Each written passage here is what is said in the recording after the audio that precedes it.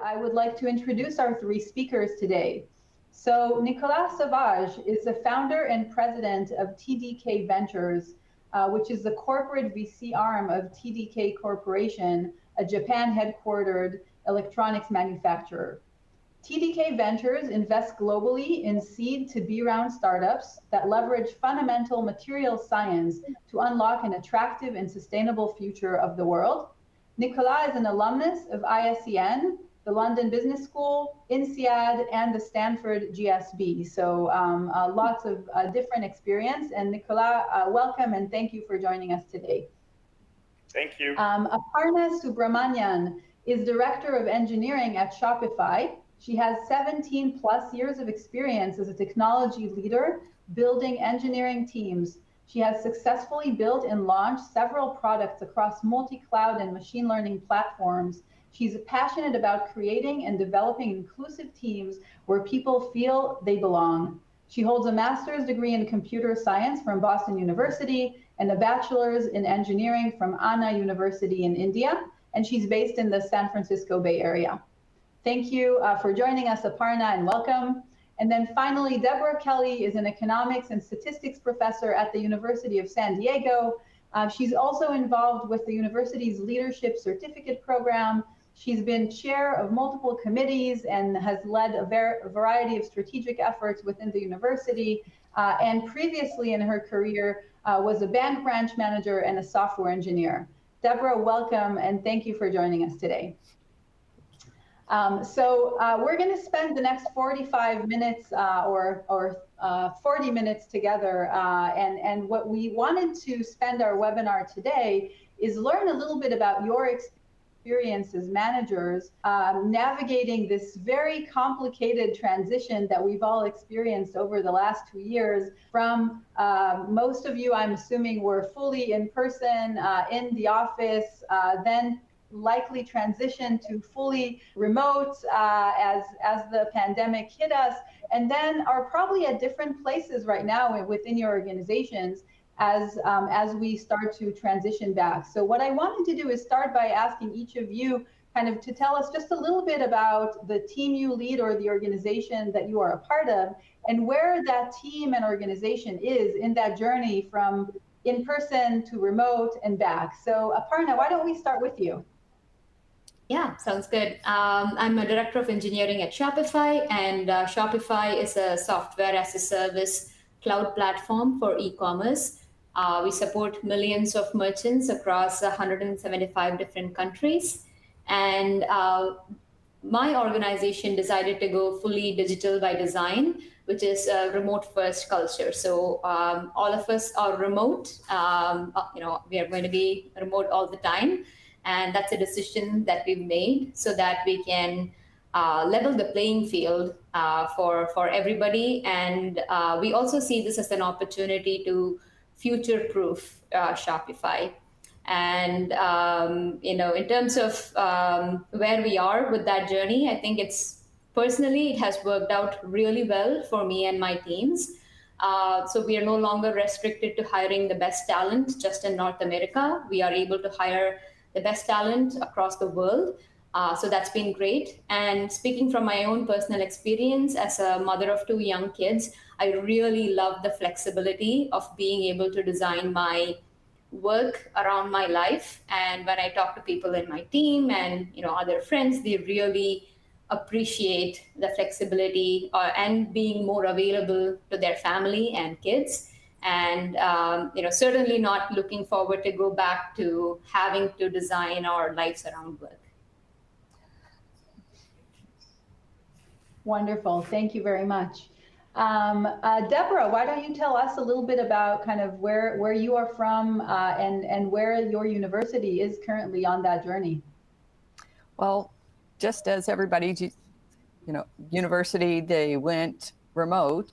And the thing is, I had actually taken some time off to attend a business analytics program, this was before the pandemic. And we had online classes, and then we got together on campus a couple of times. Well, I thought it was an amazing experience. We got to know each other really well for one thing, each of the classes required us to have peer learning sessions before and kind of review our homework before we went to class. So when we got in person, I was like, oh, hi, yeah, I get to see you in person now. But we knew each other. And so when everybody was shutting down, they're complaining. I was like, hey, I've been on Zoom. It's a great experience. So it was interesting seeing how people were adapting and having problems with it when I had had a great experience. But then I do see that it is, I wasn't being forced to do it all of a sudden, just like, businesses and universities were having to do that. And I do see I saw a lot of leaders that didn't have the leadership skills that they needed to be in person or online to be able to lead a group of people. And I know students didn't like being at home, but you need to set up some of the guidelines for having videos on and people to be paying attention, and then also some social time so that people would get to know each other. So it's been a really interesting experience based on my experiences, how people are handling it. Absolutely. And so we've kind of, we'll in a few minutes get into some of the best practices or some of the things that you have tried across your teams or organizations. But it sounds like Aparna's organization, Shopify, has made the decision to remain remote. And there are many, many organizations, or quite a few, that have made similar decisions. Deborah, it sounds like in higher education, I think that is the case at Stanford as well, by the way. Certainly there's a push to start to come back onto campus and be residential to the extent possible, but there are some universities who have also decided to remain more fully virtual. Nicolas, what about TDK Ventures? What have you done in this kind of question of starting to come back and handling that transition? Well, so TDK Ventures is a corporate VC, and venture capital is all about people, about entrepreneurs, about partners, and it's very much a white glove type of services. And so we've been looking at growing our team, and we moved from 5 people before the pandemic to now 15 people. And we are trying to be close to the entrepreneurs, close to the innovation ecosystem. So clearly in the US, we have Silicon Valley and Boston on the east, but we also have Japan, France, soon India. And it's interesting because apart from 2 times where we managed to get everyone together, 2/3 of the team was recruited remotely. We didn't get a chance to meet them face to face. So that was also a learning here. What's interesting about my journey is that 10 years ago, I was in Taiwan, and I was in Taiwan for 12 years, but 5 years out of that, when I was in NXP Software, I was working from home. I was traveling a lot, but 5 years I was working from home. So I have some appreciation of the benefits of working from home, but also the value of being close to customers, close to your colleagues. And so maybe I will end by saying that our first 2 investments, which was before pandemic, we actually did everything on Zoom. So it was actually already remote. And I feel like we managed to get into a setup where we had all the processes and the tools already ready for us to be remote. That's great. Yeah, and I think kind of both you and Deborah mentioned that having some exposure to Zoom and to virtual tools before the pandemic was really useful in terms of being able to make that transition more quickly and to be able to still feel confident and less disoriented as this was happening. What are some things that were surprising to you as you transitioned to Zoom in terms of things that you saw, or not to Zoom, or to transition to a remote environment, in terms of some things that you saw with your teams, with your staff, and that you learned about your team as part of this process? Aparna, would you like to start? Yeah, happy to. So the one thing that was really interesting for me was, as we decided to hire more and onboard more people, I think onboarding was a very interesting aspect. As much as we wanted people to work asynchronously and rely on documentation, which works really well for a lot of everyday interaction, meetings, decision making. But handing somebody plenty of documentation and asking them to onboard themselves and ramp up doesn't quite work very well. So onboarding is one area that has been, which I personally find that it really benefits from a high touch interaction, like Nicola said, like working with entrepreneurs, working with customers. I think onboarding is one such area, in my opinion. And having an onboarding buddy who is in a time zone that's closest to the person who's joining the team, and having that face-to-face interaction of, in a video call, of course, where they can virtually use a whiteboard, ask a lot of open-ended questions and just be available for them, and to develop that sense of belonging to the team. I think that really goes a long way. So I think that's one area where I would say not to rely too much on just asynchronous communication and documentation. I can share about onboarding too. We have this system at TDK Ventures where we want to do a bit like Airbnb, where they had this challenging team mindset of how do we get the onboarding from a 4-star experience to a 5-star, to a 6-star, to a 7 stars.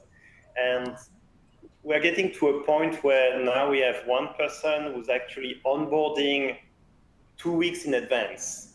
And it's not too much, but it's just about saying, oh, we can't wait to see you. We're planning all these meetings. This is the type of presentation you might want to read at your leisure if you want in advance. We're planning calls for you with various team members, maybe 3 per day on your first week. And we're really challenging ourselves. How do we make it 7-star onboarding? And this is even more important when it's remote, because people don't have the chance to get into the office, shake hands with everyone and see everyone, and then go for lunch together. So you really need to go and be more inclusive. Actually, I liked what Aparna defined in her introduction, which is inclusive team, where they feel like they belong. And where the belong, I think, is a very important word. And getting this 7-star onboarding is a way of feeling in the team, even though you're not going to meet face-to-face right away. Mm-hmm. Actually, that's the case even with students. I talked to a student the other day that said her first year of being involved, being on as part of a university, she was in India and she didn't know anyone. And then now she's come to campus, but then like the other day with spring break, everybody disappeared. And she said, I don't know who, she doesn't know who to connect to. And so I think that's really important, is when you're bringing somebody in, hey, get them connected somehow, make sure that they know some other people. So important. And Aparna, you spoke about kind of data sharing and information sharing, both synchronously and asynchronously. Are there any, and I think you connected that to hiring, but maybe that's true also across. One of the questions that we saw that came in through the Q&A is a question about the fact that companies might be losing or organizations might be losing some benefits of kind of shared knowledge and information with this move to virtual and fully remote. Have any of you experienced that? And if so, what are some ways that you yourselves as leaders or employees have tackled that, or maybe from in a more systemic way that your organization has addressed data sharing and information sharing? Yeah, I think it's really important to invest in tooling, content management systems, or whatever homegrown systems or commercial software that people can buy, so that there's complete visibility of information. And that's only part of the solution, in my opinion, because there is still definitely tremendous value in having interactions like virtually or social interactions for like once in a while, getting people together, physically, and things like that. So I think it really is a combination. And things that have helped me personally is having show and tells where people come and share their work, maybe create videos or actually come and present live about the work that they've done, some project decisions that have happened over the time, and stuff like that. So it's like, asynchronous and documentation alone is not the solution. It really has to be complemented with in-person interaction, social interaction, virtual meetings, show and tells. And one other tool that's really helpful is video message. Sometimes I just create video messages, and that can be shared with my team and organization, because it just communicates a lot more than the content and what's written. So that's another tool that is useful. Nicola, would you like to share? And I saw a question also in the Q&A from Deb Cregan about tools and modification to the processes. I don't think we changed our processes, and I think we use the same tools. But what we try to do is to share the processes more clearly. So all our processes start with being entrepreneurs first. And so we always start from the entrepreneurs and what we can deliver to them. And so everything we do is along that perspective. And what that means is actually we had already the right processes. We just had to make sure that everyone knew them and what to expect, which was good. So one thing that I spent a lot of time on actually was refine and communicate very clearly the roles and responsibilities in everyone in the team. And so that actually is probably what was most important, because when you can meet face-to-face, you can very quickly agree who's doing what and why. But once you're remote and you can't talk to everyone at the same time, having a much more clarity about who is in charge of what and who should be included for information or for decision, that I think mattered much more. And that also, I think, removed some of the stress, which, the stress increased for everyone moving to remote, and all your bearings are gone. And so to have more clarity about roles and responsibilities, I felt like was a good step forward. And so that really sounds like, again, a focus on sharing of information in different ways, right? So even if the processes existed, there is a heightened need to be very transparent about them, make sure that they're shared, make sure that they're clear, that the roles and responsibilities are clear. There's less opportunity to rely on kind of information and data sharing that just happens spontaneously and organically, but really as managers, you want to be a lot more thoughtful about how that is shared. And also, Aparna, I heard you say which medium we choose to share information. Sometimes it's text, sometimes it's video, sometimes it's asynchronous, sometimes it is synchronous. So being a lot more thoughtful about that. So a related question I had is, I think something that comes up a lot as people discuss remote work is how do you maintain kind of the social connectivity? And again, that's something that I think managers have to be a lot more thoughtful about and can't just rely on, a coffee, a conversation next to the water cooler or the coffee machine. And so can you share a little bit about some things that you've tried and have worked or that have not worked as you were figuring out some ways to promote this social interaction?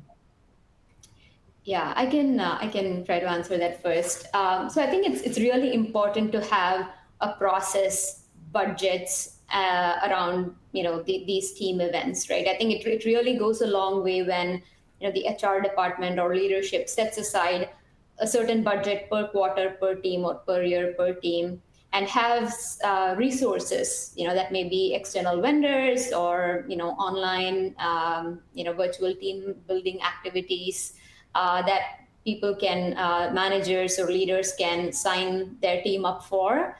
I think those things definitely go a long way.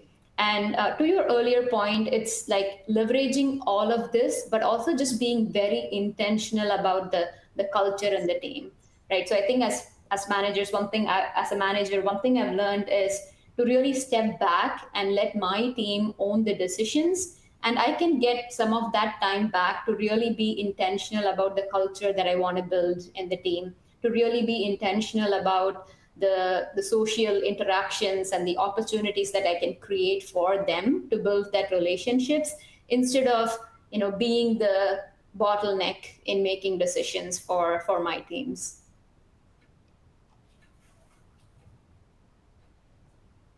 One thing I did. Go ahead. No, please go ahead. Oh, okay. Well, actually, I just want to play off one thing that she just said is, I think one thing is when you come to these meetings to get others to talk and not just you being the leader, because then it just like, okay, yeah, just yammer on, whatever. But if you're, okay, could you say something about this, or, ask some questions to get others involved. And that also gets you to learn about those other people, what they're doing. And that really can be helpful. Sometimes with introverts, you need to tell them in advance you're going to call them on them so that they can maybe prepare. But also, just trying to get more people in the discussion, not to make the meeting any longer, but just to make sure that we hear from others and not just the manager. Go ahead, Nicholas. Thank you. I think one thing I was very conscious is that there's a lot of temptation to add new things, to do new stuff. And I was conscious that this could actually add even more stress, not reduce stress or improve social connectivity.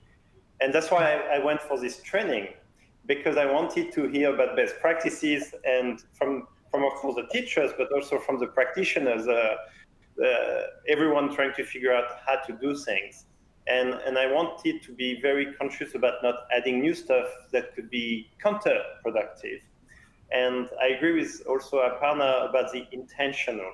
And so one of the things that I did, and it comes from my own management perspective, which is what it is that you wake up in the morning excited to do. And one of my team member, my executive assistant, she loves people. She really wants people to feel good. And so I asked Ava to really spend time thinking about who to connect during the week and during the day and make sure they are okay. And to have one person whose role is actually to make sure that everyone is okay, no one is burning out, no one is stressed, and maybe to figure out what to do with it, and maybe potentially escalate to me, or maybe find a solution without me in the loop. That I thought was a good way to make sure that we had this connecting tissue in the team that was still happening even though we were all remote. That's one thing that I think worked really well, is to have that one person waking up in the morning and thinking, how do we make sure the team and each team member feel good and can speak up?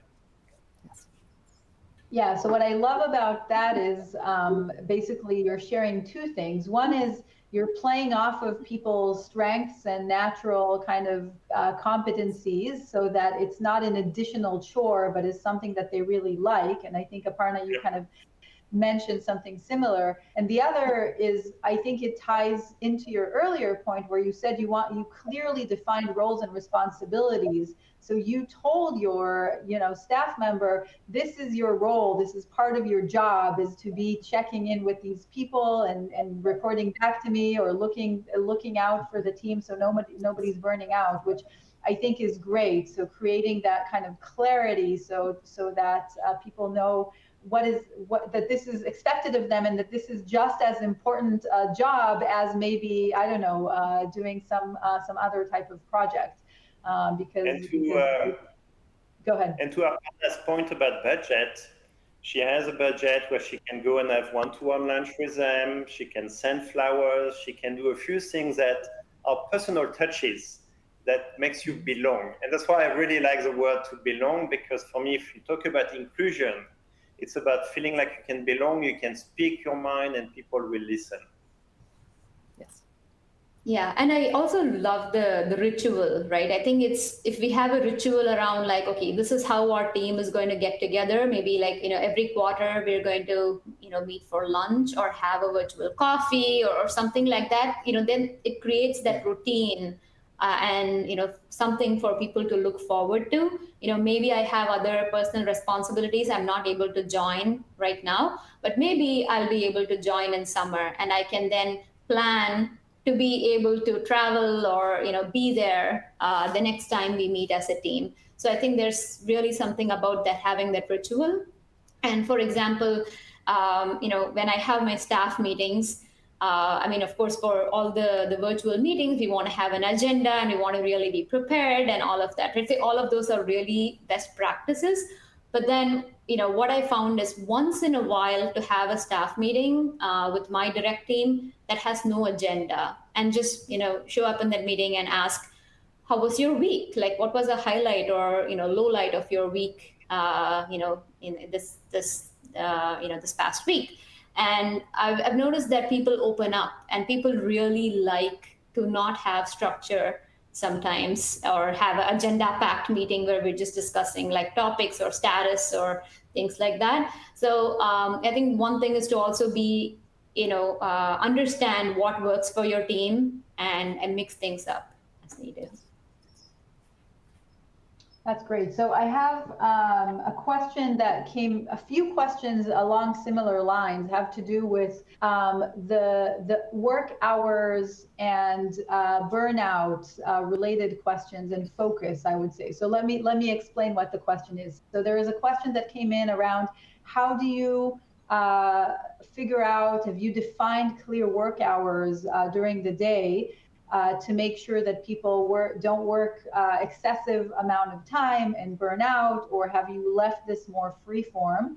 And a related note, have you found ways to address either multitasking, where employees are supposedly in a meeting, but actually they're doing something else, or that they're just burning out because of the excessive amount of meetings or time on camera, etc. So this is a pretty broad question, tying in a few different things, but feel free to respond from whichever perspective you feel you have the most to say about. So Deborah, do you want to go first?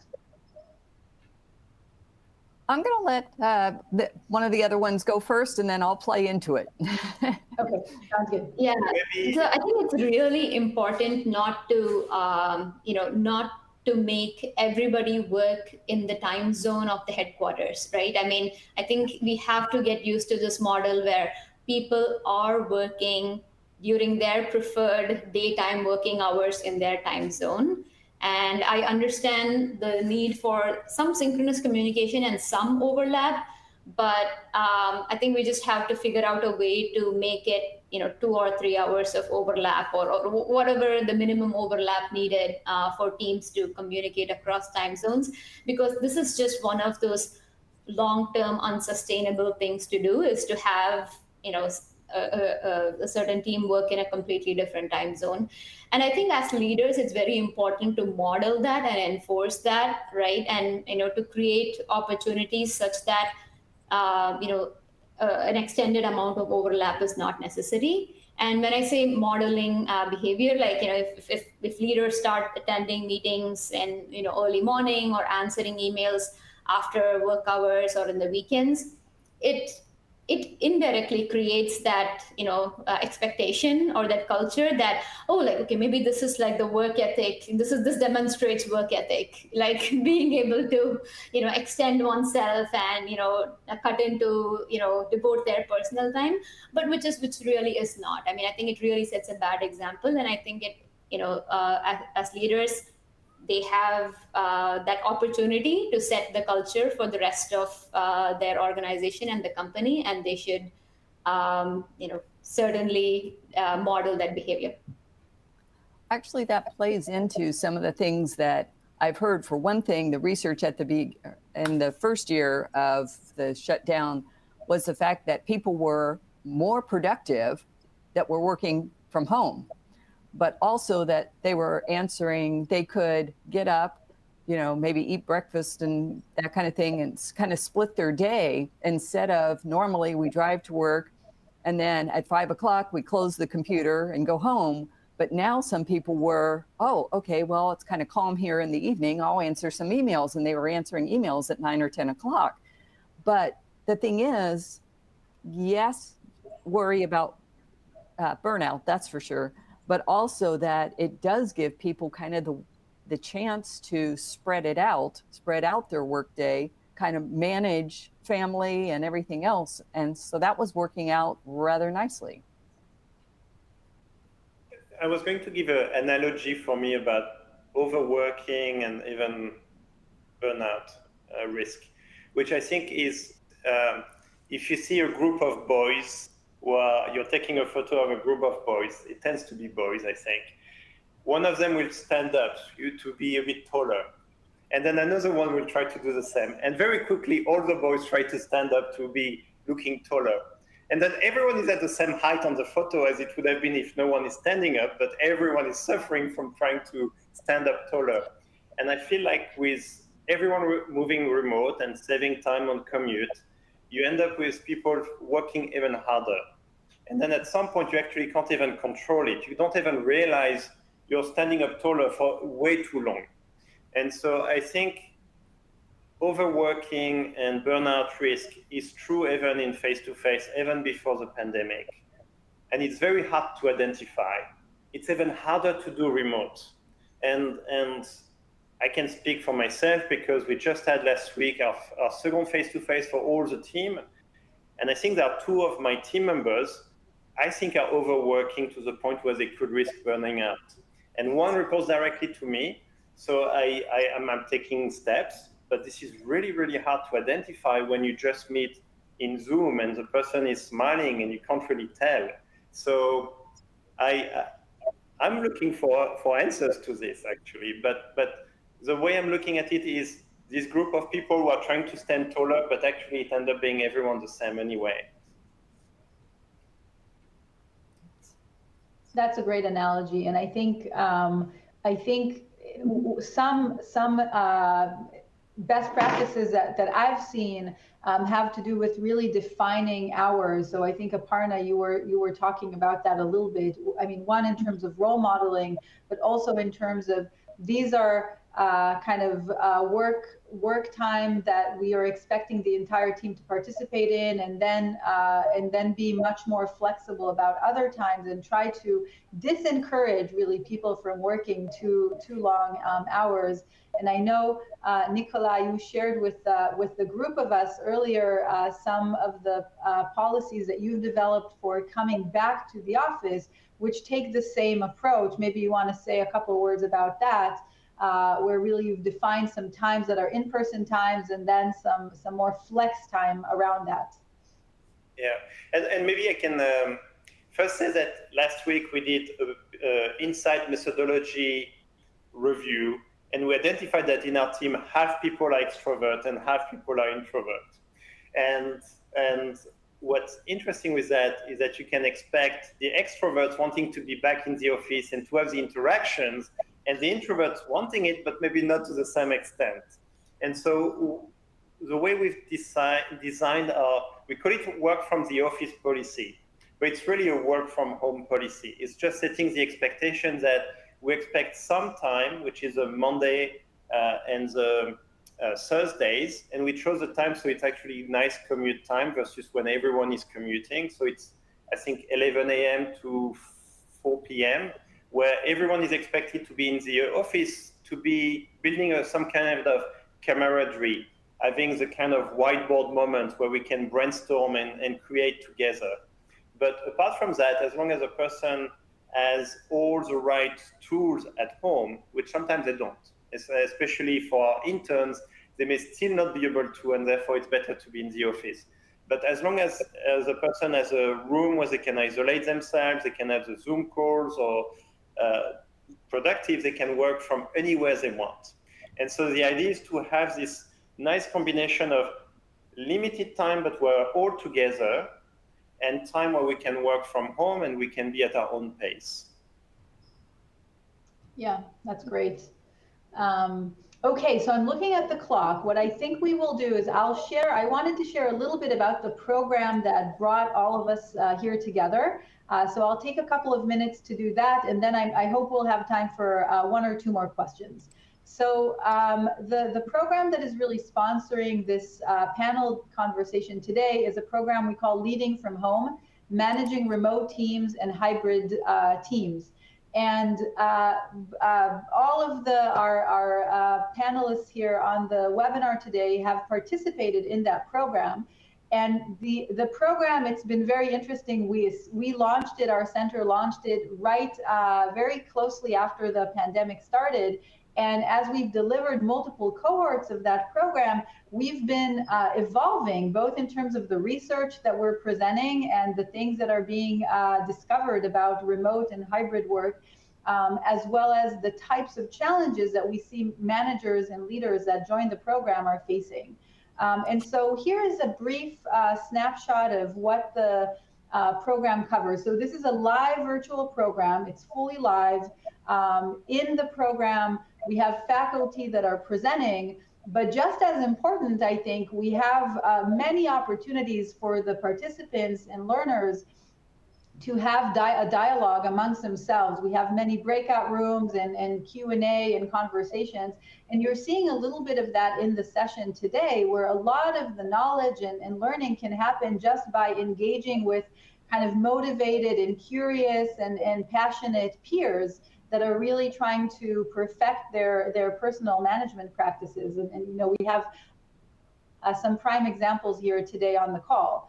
And so here are some of the topics that we'll be covering. So we have a session about how to motivate teams and remote teams as a particular example of such teams. We have a session about how to structure and lead hybrid work and what it means when organizations become this in this situation where part of their staff is in person and part is remote. It's actually quite a challenging situation to solve for and to do effectively.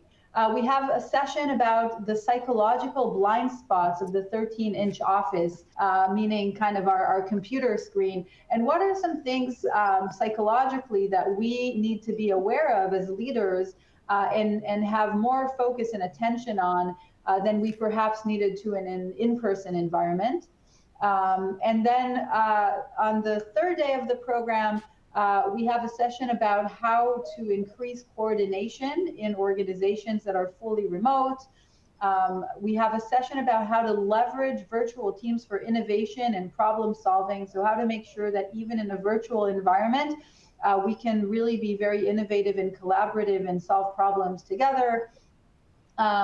And we close the program with a conversation with a professor from McGill University who has done some work on the 4-day work week and what that looks like, which is an interesting, as we were talking about time and how to define time within the work day and the work week. And then finally, some things that you as leaders may want to subtract, like the number of hours in a day that your teams are in a meeting, and some things that you may want to enhance, that you want to build off of, like the example of meaningful belonging and social time and how to create that. So this is a high-level snapshot of the program. And I guess before we take the next question, I'll see if any of our panelists, if there's anything you would like to share that stood out to you from your experience in the program and from kind of being a part of it. Yeah, I can answer. So I think the program really helped me to recognize my own blind spots of that I had when leading from home. So the example that I shared about trusting my team more, empowering them to make more decisions, and not being the bottleneck, which does not mean that I'm not really doing my part in my job or enabling the decision making. It just means that I'm building a high trust team, and how do I do that without being the bottleneck, without being the gatekeeper? So that particular thing, I think the program really helped me recognize my own blind spots. I think the way I like to think about the program, and my key takeaway is you have no one size fits all. And having, maybe I'll be provocative, but there's a lot of value from the teachers from Stanford, but actually the value from the practitioners that were all students and sharing with each other was really, really helpful.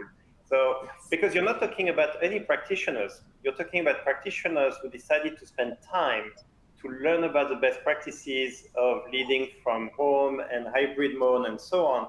And so you have this group of people who really want to better their own understanding and do well for their team. That's a special group. I agree. I liked the flexibility. I liked the coffee chats too. That was kind of fun to show up to that just to get some free conversation.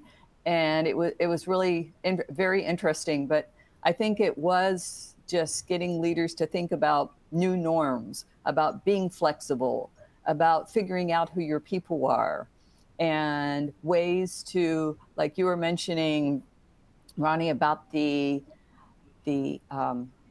breakout rooms that we did during the session, and you get to know other people. And that's another thing that workplaces and schools need to do, is use those breakout rooms. Everybody needs to turn on their video so we see each other and we can connect to each other. But just talking to a blank screen is not a social event. And so anyway, all the little exercises we went through were amazing.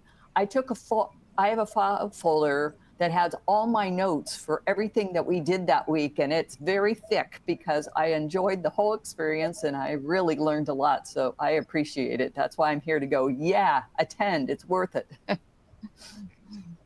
Thank you for that endorsement. And I think we only have one more minute. I saw a question in the chat about whether this webinar is being recorded. Yes, it is. The session was recorded, and we'll be sending you automatically a link to the recording, which you can share with your friends or anybody who you think might be interested, as well as review yourself. I think let me close with a note, reflection. I thought there was an interesting question that came in that said, oh, many of the suggestions that you are making here and that are being discussed can apply to in-person. Are they really unique to a virtual environment? Are they really just best practices for management? And I think that's a really, really interesting question. I think my personal reaction, and maybe that will be kind of a closing statement from each of us around the table. My personal reaction is, yes, there are some things that are unique to a virtual environment, and we cover many of them in the program.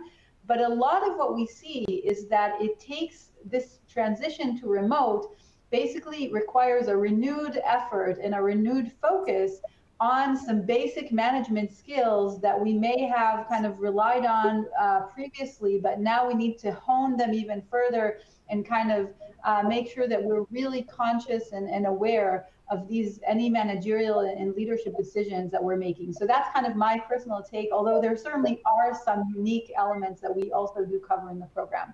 Any other reflections as a parting thoughts from our panelists? Yeah, I agree with what you just said. I think a lot of things that were just taken for granted in the past, we just have to be a bit more intentional about that in the remote world. But yeah, I mean, yeah, in general, yes, the best practices are applied to both in-person and remote, but it just needs that extra bit of intentionality. Yeah.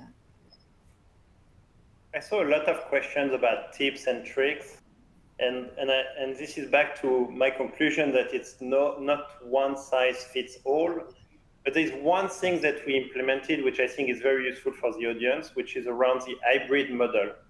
And at some point we started to have hybrid where some people were in the meeting and some people were remote. And we realized that people were together start to look at each other and completely ignore people who were remote. And so what we've done is we've enforced that even when you meet in the same room, everyone has their own laptop looking at their webcam and connecting with everyone else, but being much more inclusive. And I thought I was being too harsh to my team to do that. And then I watched a YouTube interview with Sequoia saying that they had the exact same process. And so when we're thinking about hybrid and inclusion for everyone, including remote, I really recommend this tip of everyone, even if you're in the same meeting room, in the same space, look into your laptop and engage with everyone, even remote. So leveling the playing field in that way. So wonderful. Great to end with a concrete tip and suggestion. I want to thank all of you again for joining us today, both you, the audience that have spent some time with us today, as well as our panelists who have taken some time to share some of their own reflections and best practices. And I wish you a wonderful rest of your day and good luck. Thank you. Thank you.